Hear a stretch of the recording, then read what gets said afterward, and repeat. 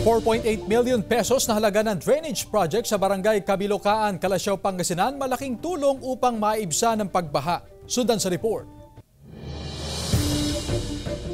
Walang 1 metro ang taas ng flooring ng bahay ni Aling Lucia sa Purok 4, Barangay Kabilukaan, Calasiao, Pangasinan.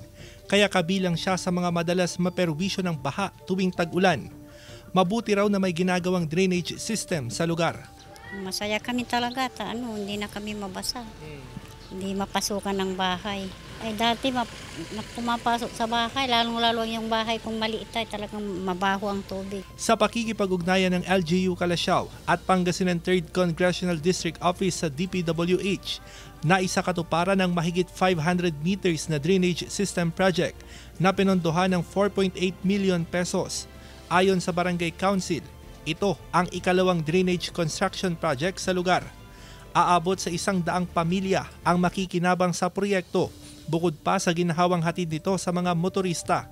Tuwing pagsapit po ng rainy season, sa may bandang arko namin, doon yung tinutubig po na area namin.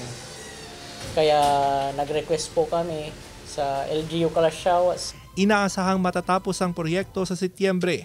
May mga nakalinya ring road elevation project sa mga mabababang bahagi ng barangay.